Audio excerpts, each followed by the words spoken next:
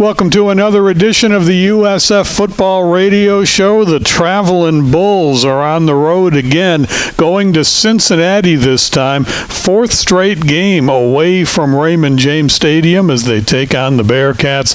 2:30 kickoff on Saturday.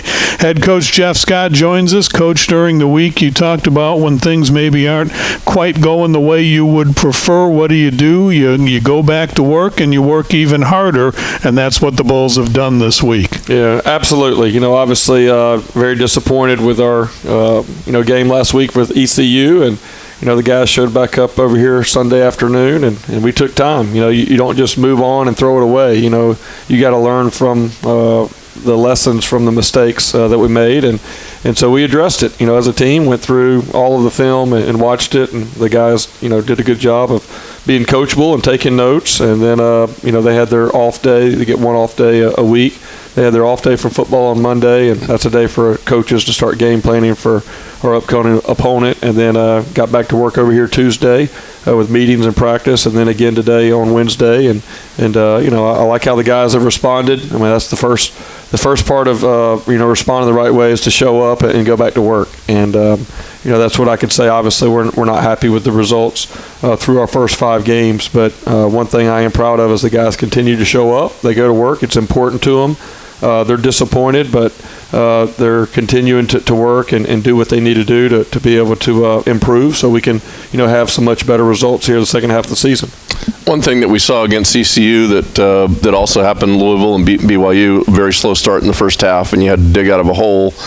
As you analyze those games, what do you see about the first half that you can correct to get a better start? Yeah, I've studied that a lot. I'm trying to look at what we do, at the hotel that morning, and try to look at, what time we eat our pregame meal and how we do our meetings and all those things. And, I wish there was something easy that we could just say, oh, we think this is it. And at the end of the day, the other teams we played have executed better in the first half than we have. And that's not a fun thing to say. That's not a relevating deal, but it's really, as a coach, you can tell when your guys are mentally into it and all that. I haven't felt that the guys haven't been into it.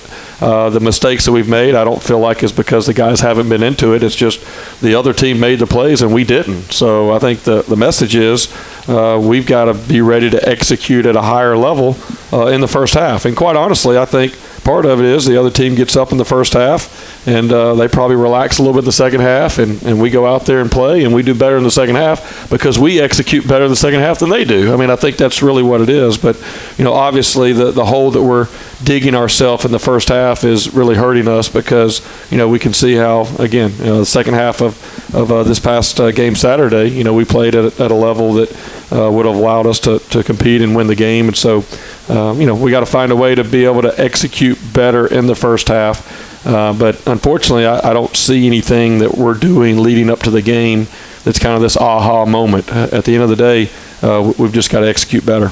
And it's difficult playing from behind as much as the Bulls have this season. It's not like you throw out your game plan, but there are certainly adjustments you have to make when you get into a situation like that. Yeah, definitely. And, again, we got to kind of figure out how we can get our guys to play at that level a little bit earlier, in the game so that we're not in that situation. But, yeah, there's no doubt. And I think you also learn from, right? I mean, you go out there, and in the first half we gave up a lot of touchdowns versus man coverage. Well, we figured that out in the second half. With the guys that we had out in the secondary, probably don't need to be playing man coverage as much as we were there in the first half. And so you do learn a little bit from the first half and make some adjustments. And, I do feel that, we made some good adjustments, and then the guys obviously executed better in the second half. But, yeah, ultimately we're going to have to get that figured out earlier in these ball games.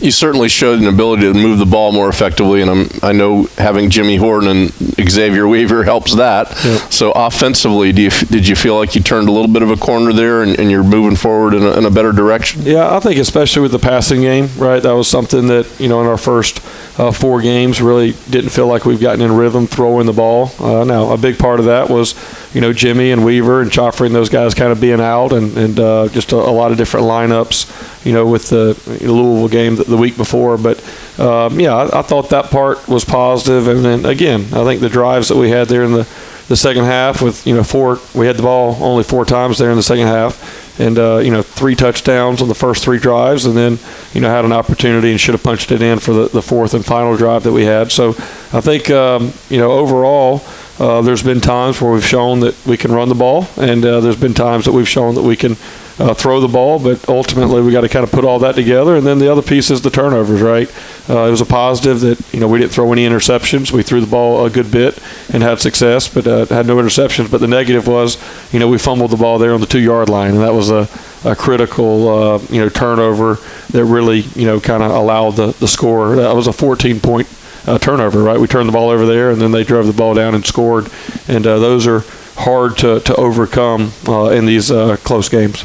And we talked with Daquan Bowers and talked about some of the positives that show up on the stats defensively. Sacks are up, tackles for loss are up, just kind of a level of consistency that hasn't quite been there. Yeah, I think overall defensively, probably the positive from that game was how we played up front. That was something we really did not play very well the week before against Louisville up front, and just talked about the defensive line getting off blocks and being able to shed blockers and get in the backfield and be able to stop the running game. And, I think, East Carolina had maybe 40 yards rushing in the first half, and then, we held them to 110. And I know they threw the ball. That's what we got to be able to stop the pass, right? They had success there, but they did try to run the ball 30 times, and I think we held them to 110 yards on 30 carries. And so that right there was improvement, something that we can, build from. But, obviously the other side of that is we have to do a better job in the passing game through the air. Jeff, when you were at Clemson, obviously you guys won a ton of games. You didn't lose too many, and now you're in a situation where you're fighting adversity almost weekly. How has that affected you personally? What have you learned about yourself, and how do you translate that to your kids who are also fighting the adversity? Yeah, well, the first thing that I told our guys, our coaches, and our players on Sunday is, we got to stay the course, right? We've invested a lot of work, and our players have invested a lot of work throughout the off season to get ready for the season. And like we said, hey, we knew this was going to be a challenging start to the season. We knew our non-conference schedule was going to be a big challenge, and then obviously we've had some injuries, and I think that's kind of hurt some things. But at the end of the day, we have seen progress in what we've done in our practices and our preparation and just the overall culture of our team. And we cannot allow the poor start that we've had to get us to want to throw our hands up or just try to go, change everything that we're doing. I think, I've said it before, you got to trust the process and not rush the process. A lot of times we want to rush it. We want to see it right now. But, unfortunately, when you are in a rebuilding mode, the last part of that process is the success on the field, right? And that's what we all want right now, and that's what creates the frustration. But just like I said earlier in the week in the press conference, we could have played a different non-conference schedule, and we'd have the same exact flaws that we have right now, the same things we have to work on. But we may be 3-2, and we may be feeling sky high. And so the only thing that would be different really would be, the things that we can control with our mindset. And so I think that's the biggest thing is to continue to show up, continue to do the things that we're doing, the things that you believe in. Obviously, we're going to come back each week and critique each and every decision and critique, what we're doing and how we can do things better. But I think the worst thing that you can do in these situations is just all of a sudden start changing everything and, kind of lose the foundation that you're building. You play the schedule that's handed to you, and everybody who knows college football knows schedules get made years and years and years in advance. Might be different administrators, different coaches, different position for the program, and then sometimes when the day of these games come up, it's a different situation, and you just have to fight through it. Yeah, and I think, again, we've talked about it a lot. What I tell our players and coaches all the time is, hey, control what you can control, right? And, there wasn't anything we could do about it. Obviously, if there was, somebody would have had a crystal ball and knew that we would have been in the situation we're in going into the season, then maybe you would have, looked at trying to do some different things. But, these schedules were made 5 and 7 years ago. And at the end of the day, you play your schedule that you have, right? And I've never been one before I got here, and now that I'm here, I've never been one to make excuses or look for excuses. But at the end of the day, you have to have perspective as well. I think that's important, and that's really what I want our players to understand is, we're not happy. I'm not happy with our record. We're not happy with how we've played some of these games. But let's don't walk around here like we've lost 4 games that we were favored to win. I mean, we were 15-point underdogs in just about every or more in every one of those games, and we didn't play well enough to upset these teams that were heavily favored against us. And so let's don't walk around like we've just, screwed this whole thing up. Now, can we play better? Did we have opportunities to pull off one of these upsets against Florida? Absolutely. And we're frustrated by that. But at the end of the day, we need to control. We can control. We've got 7 more games ahead of us, and I firmly believe in this team. I believe in this coaching staff, and I believe if our guys will, if we as coaches and players will find ways to correct the mistakes that we've made, then there's going to be a lot of exciting games and exciting moments and successes here before the season's over. And one thing I know you've talked to your players about the adversity, whether you're a football player, whether you're in business, whether you have a family, life's hard. Yeah. And it's sometimes it's easy to succumb. Sometimes it's easy to throw up the white towel and quit.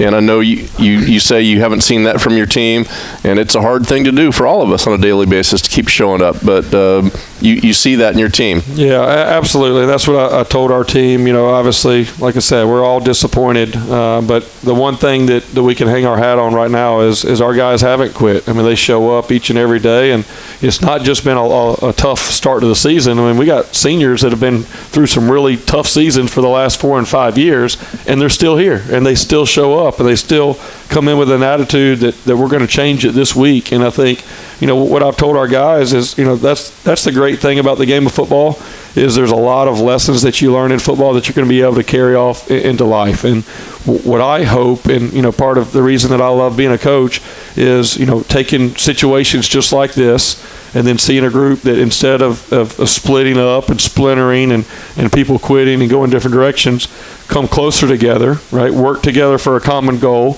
be able to find success, and that's the most rewarding success that you can have is when you're coming off some very difficult adversity that you've overcome.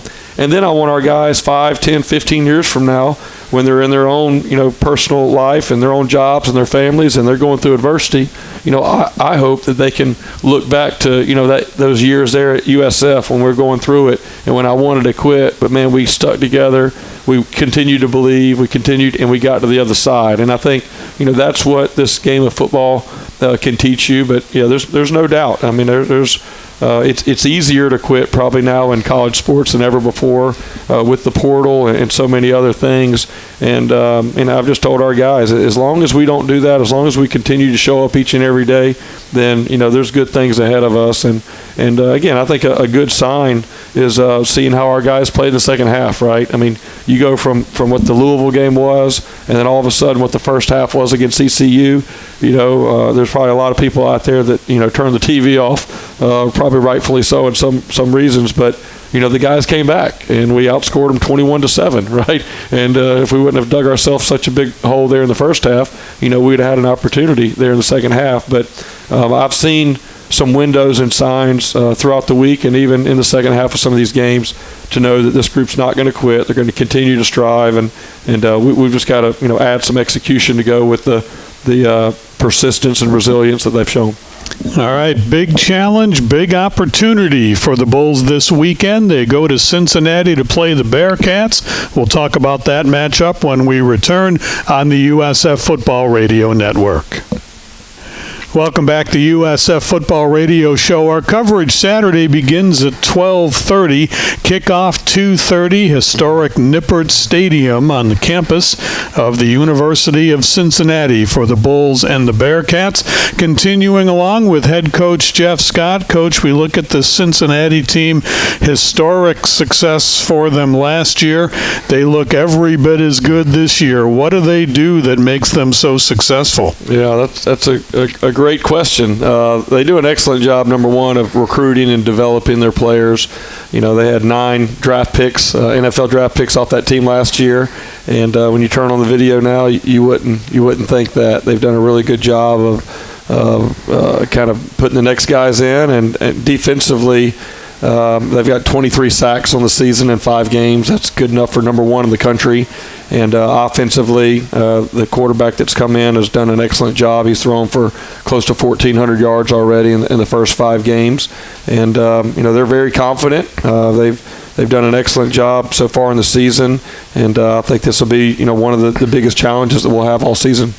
When you go to a team that's picked to win the conference that's coming off a college football playoff, some people would say, oh my gosh, what a tough task this is. But for your team, could this actually be something that could lead you up a few levels to play in that environment against this type of competition? Maybe you'll rise to their level. Yeah, I think if you probably look at the beginning of our season, our best game or maybe best performance so far was on the road at the University of Florida, a great environment against an excellent team. And I think this is going to be a similar quality team as far as the talent, and then a great environment there. My only other time at Cincinnati was during 2020 during the COVID year, and they couldn't have fans. And now when I watch it on the video and all that, you see their stadium's full. So there's no doubt it'll be another. It seems like we've been in a lot of these atmospheres and on the road a good bit. So this will be another big challenge. But, for us, we're looking forward to the opportunity to go and play. And I look back at last year whenever we played them here at our place. We were down 10 points in the fourth quarter with the ball, opportunity to go score and make it a 3-point game late in the fourth quarter. And that was with a team that went 13-1 and made the college football playoff. And so I think our guys know that we're capable. Now we're going to have to play extremely well and definitely correct some of the mistakes that have, held us back here these first few games. But our guys will definitely be excited about the opportunity this Saturday. The blitzing and the sacks by Cincinnati pretty eye-opening, and here are the Bulls with some offensive line guys out. We were so encouraged to see Demetrius Harris come back in the game against East Carolina after being injured, but with Donovan out, there's going to be some guys that really need to step up on the offensive line in this matchup. Yeah, we're hoping to get Meach back. He's been able to do some things in practice. We'll know a little bit more as it gets closer, but yeah, there's no question looking at this defensive front. They're very skilled at really both the inside and outside guys. Their linebackers are great blitzers.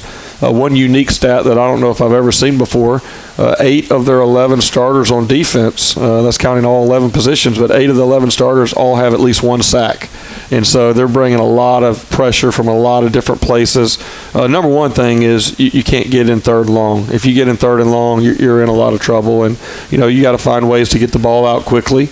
And, there hasn't been anybody that's had success really dropping back and just, using 5 offensive linemen and a running back. Their defensive front has done a really good job, even rushing 3 versus some of those sets. So we're going to have to be really smart with what we ask our guys to do and find ways to move the chains on first and second down so that we're not in a lot of these third and long situations.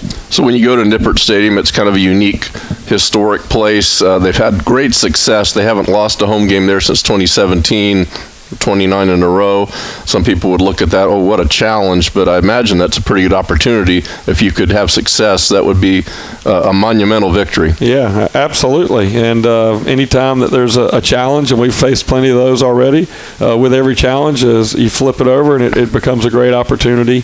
And obviously, I think that speaks to the success that they've had as a program. I believe they've only lost 3 games maybe in the last 3 years. So, Coach Fickle and his staff have done an excellent job with their team. But, I didn't know that stat until now, so I'll have to add that to my PowerPoint for Friday night. You have a great opportunity ahead of you. I appreciate it. That's right. Well, the other challenge, too, now, 4 in a row away from Raymond James Stadium. That sure didn't feel like a home game last week. Yeah, and I do appreciate Florida Atlantic University allowing us to come down and be able to play the game. But, yeah, there's no question. I know our guys will be looking forward to getting back home to Ray J next week after this one.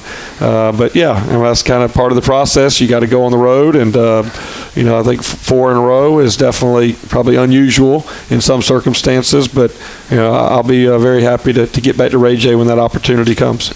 we're early in the conference season. Some things have yet to develop, but I know Cincinnati was. Everybody knew how good they were, and they are good. But any kind of sense for how the conference is starting to shake out? I mean, I think a lot of people think maybe maybe there's not that dominant team, or there's a lot of opportunities for teams to move up this year. Yeah, I think that there's a lot more parity probably within the league. I don't think you have just that one team at the top. I mean, you can look at obviously Tulane, who we have as our next opponent after Cincinnati, is having a great start to their season, and you're seeing a lot of success, and I think that just shows the strength of our league and really where it is, and that also shows you're going to have to show up each and every week because every team that we play from here on out is going to be really talented and very capable, and I think again.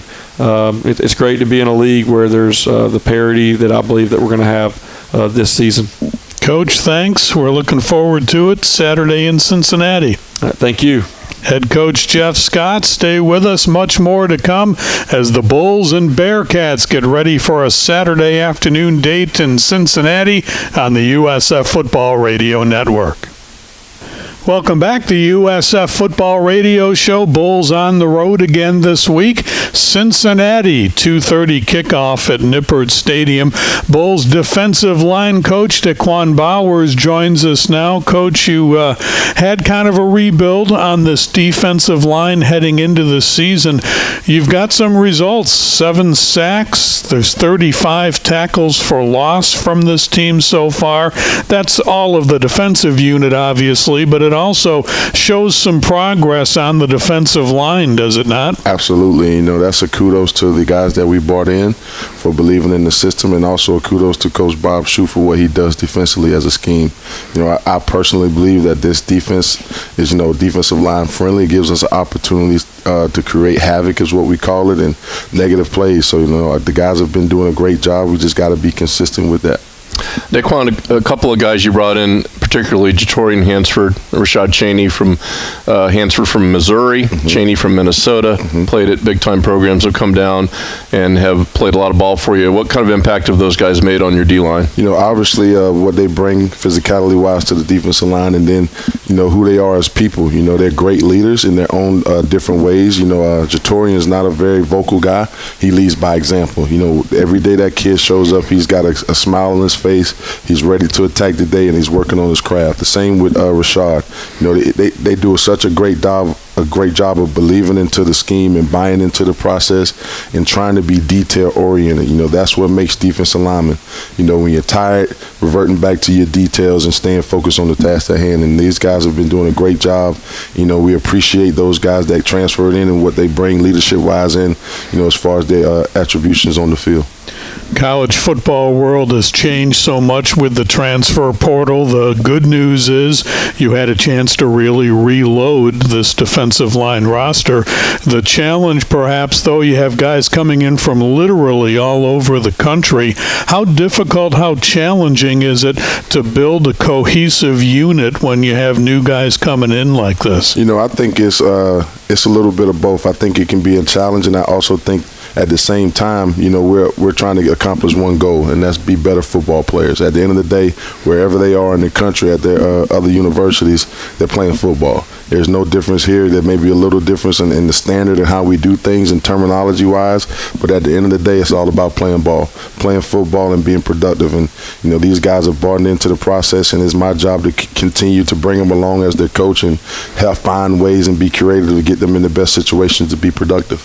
Daquan, your background, you were the top recruit in the country coming out of high school. You're an All-American at Clemson, and you played in the NFL. You've done all these things that all your guys want to do. So I imagine they're going to listen to what you say. So how do you translate your experiences to them? Obviously, they're going to respect what you've done.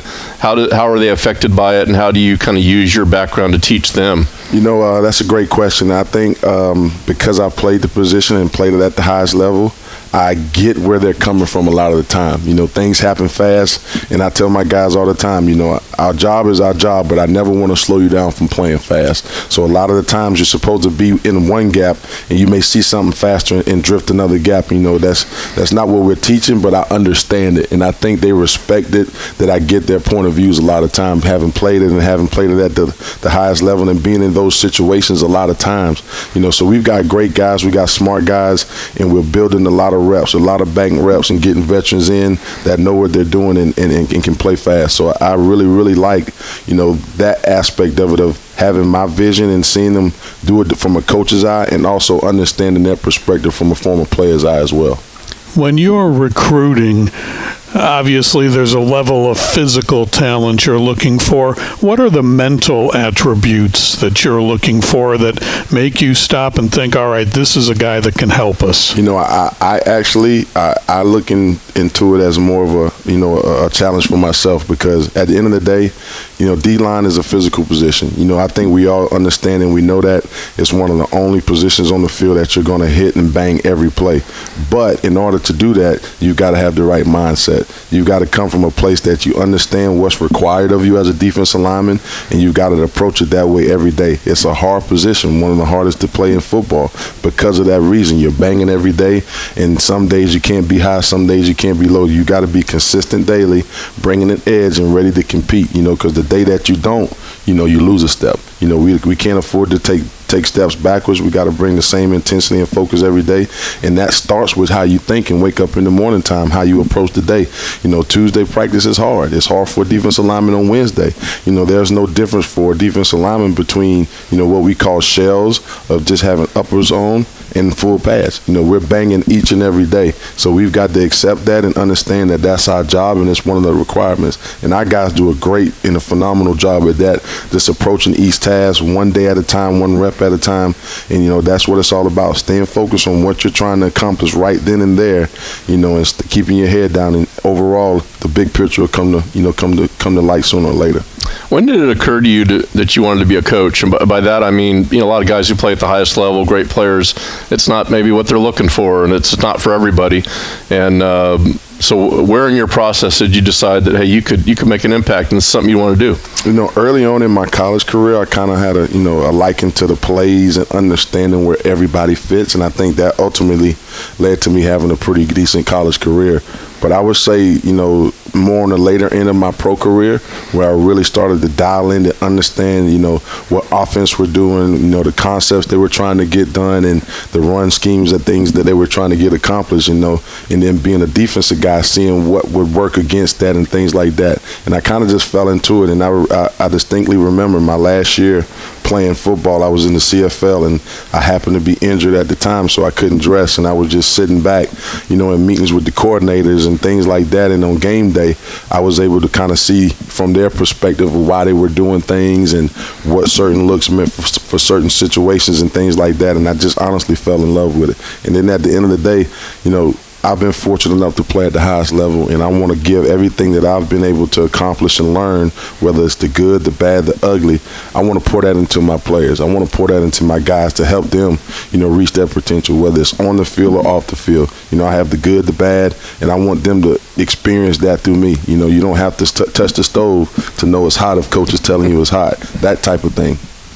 It must take some level of patience, though, for a guy like you, as you work with young men. Not everybody can do what you did on the football field. Absolutely, and I think that's what makes great coaches, finding out what your guys are good at, finding out what they struggle with, and then putting them in the best situation for the team to succeed, and then for them to have some individual success as well. You know, and I don't expect my guys to be me.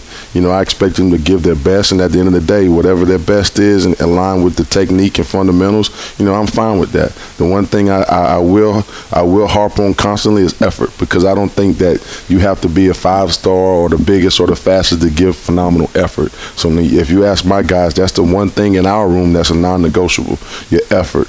Yeah, sometimes guys are bigger than you, sometimes guys are stronger than you, and we strain to compete in that aspect of the game, but at the same time, every day it's a competition, and more than likely you're competing with yourself more than anybody else. So staying locked in on the task, understanding what you're trying to do, and not trying to be somebody else, just being yourself and playing the game one step at a time. I think fans, when they think of defensive linemen, they're going to think of the most aggressive guys on the field, as you mentioned, just the physical position. These guys that just impose their will. But as you go into your room, are these lots of different personalities you're dealing with? Absolutely. Everybody brings their own personality to the defensive line. You know, I was speaking about Torrey earlier. His personality is he's not going to talk. He's going to be about his business. And that's how he leads. You know, he shows up daily. He grinds. He doesn't say much, but every rep you see him in, he's full speed. He's being violent. He's giving effort to the ball. And other guys see that. And then you have another guy, you know, that may be more vocal. And at the same time, he's giving the same kind of effort and practice, but he's encouraging guys, hey man, come on, let's get it.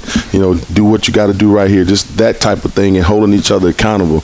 You know, but the guys have such a great camaraderie, and that's a testament to how they adapted in the spring of coming together as a unit and understand that it's going to take each and every person in that room for them all to be successful. Coach, we appreciate your time today. Have a great trip to Cincinnati. Going to be a big challenge, but a great opportunity as well. Looking forward to it. Thank you guys for having me as always. Defensive line coach Daquan Bowers. More on the defensive line coming up. Rashad Cheney with us later in the show. We're back after this on the USF Football Radio Network. Welcome back to USF Football Radio Show. Bulls and Cincinnati, 2:30 kick on Saturday at Nippert Stadium, and then USF back home for Tulane the following week. We were talking on the defensive line this show. We talked with Daquan Bowers earlier. Now we welcome in Rashad Cheney, transfer, first-year Bull, making a big difference on the Bulls' defensive line. Rashad, thanks for joining us. You guys feel like you're making some progress now. We're seeing the sacks. We're seeing the tackles for loss. Does it kind of feel like it's coming together a little bit? Yeah, especially after last game, the D-line, we finally realized like how dominant we can be, and I feel like that kind of boosted the confidence in the room. And it's like when we got to practice Sunday, it's like we want to take the next step, because at the end of the day, we come back and watch film. That was nowhere near our best. We still had missed assignments, or we still had plays where we could have made, and it's just like that made us more hungry to want to make more plays and to play that type of dominant game, and to go back and watch film, and we realized like it's still not put together. So I feel like that game gave us the confidence, and moving forward, we're going to make the best of it. Rashad, you're from Atlanta. At one time, you had committed to Alabama. You went to Minnesota, and now you've transferred here to USF. Could you just speak about your journey through college football and all the places you've been and how it led to you being here at USF? Yeah, so out of high school, 2019, I went to Minnesota. PJ Flett, that was the head coach who's still there now, a great guy.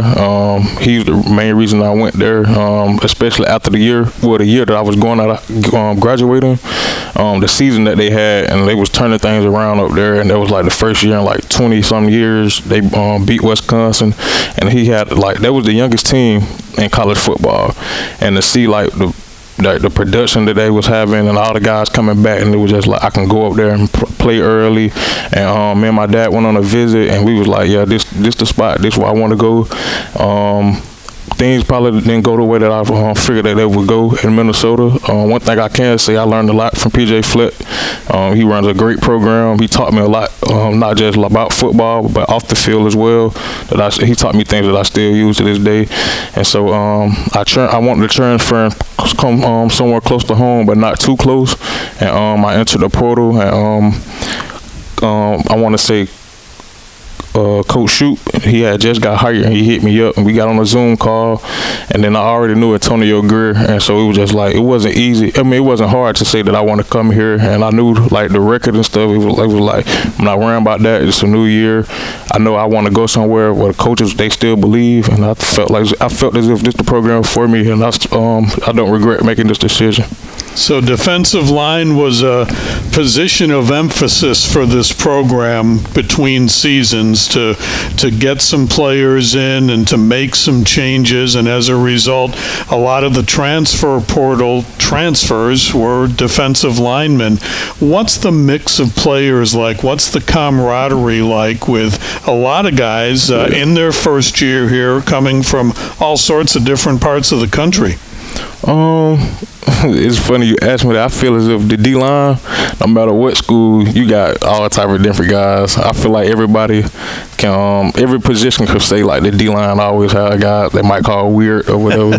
It's all type of personalities into that room. But at the end of the day, we all have one goal when we step on the field, and that's to go out there and compete. So no matter what type of person you are off the field, at the end of the day, you're going to come on that field. We got one goal. Before we leave out that media room, we break it down. We work hard on 3 or whatever, because that's the goal. So no matter the type of person you are, you're going to do what everybody in that room wants you to do, and you're going to work. So.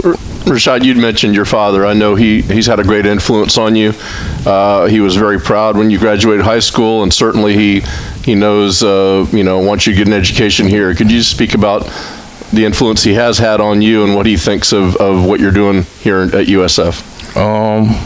I've been with my dad my whole life, and that was the person I always looked up to. He may have not accomplished nowhere near the things that I've done, but to this day I look up to him, because at the end of the day I look at him, I can say that's a man. He did whatever he had to do for me growing up.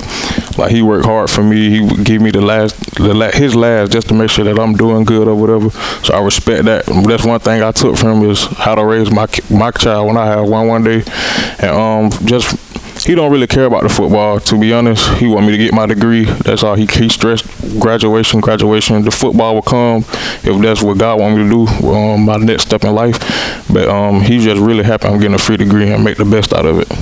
What kind of an adjustment has it been to come to Tampa? Obviously, you're a southeastern guy growing up in Atlanta, but at the same time, this is a lot different than Minnesota. It's got to be a little bit of a weather challenge and a little bit of a cultural change as well.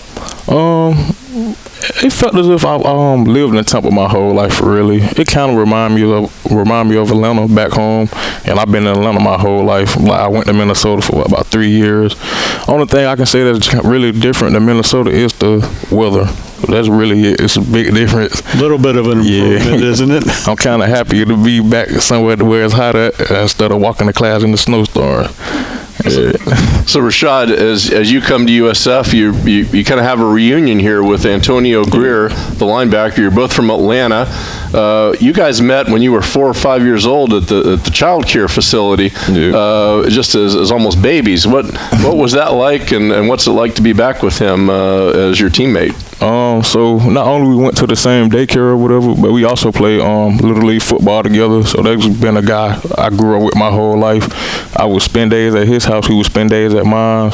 My dad used to work at the daycare as well. So my dad had a good relationship with his parents, and so my whole life has just been like, that's my older brother, somebody who kind of like took me under his wing. We didn't go to the same high school or whatever, but we always stayed in contact.